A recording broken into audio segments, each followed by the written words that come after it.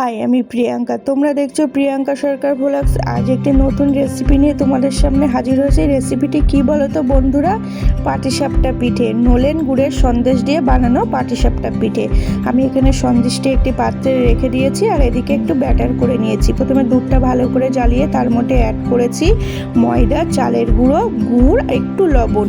ভালোভাবে আমি মিশিয়ে নিয়ে একটি ব্যাটার তৈরি করে নিয়েছি। তারপরে ওভেনের উপরে ফ্রাই প্যান বসিয়ে ফ্রাই প্যানটি গরম করে বেগুনের ফোঁটা দিয়ে ভালো করে তেলটা চারিদিকে মাখিয়ে নিলাম।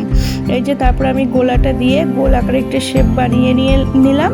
নেওয়ার পরে আমি এখানে দিয়ে দেবো সন্দেশটা দিয়ে পাটিসাপটার আকারে তুলেই নেবো। তোমরা লক্ষ্য রাখবে ব্যাটারটির জন্য বেশি ঘন বা পাতলা না হয়, মিডিয়াম রাখবে।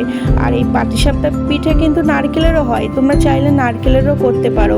আমার এখানে সন্দেশটা বেশি ভালো লাগে, সেই জন্য সন্দেশটা দিয়ে বানিয়েছি।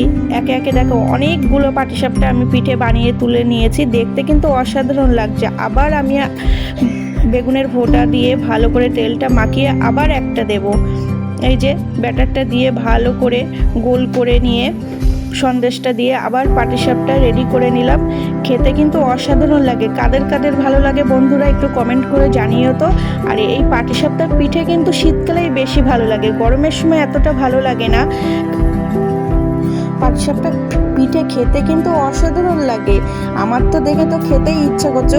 কতগুলো করে নিয়েছি, ভাবতেই পারিনি এতগুলো করবে। দেখো আমি এদিকে কিন্তু খাওয়াও শুরু করে দিয়েছি। কেমন হয়েছে সেটা আগে নিজে টেস্ট না করলে হয়? এত কষ্ট করে করছি, দারুণ দারুণ বলছি। তাহলে বন্ধুরা আমার চ্যানেলটিকে লাইক কমেন্ট সাবস্ক্রাইব করে দিয়ে পাশে থেকো। এইদিকে আমার বড় আবার দেখছি নিজে নিজে টেস্ট করছে, আবার বলছে দারুণ হয়েছে। রিয়াকশনটা দেখো বন্ধু।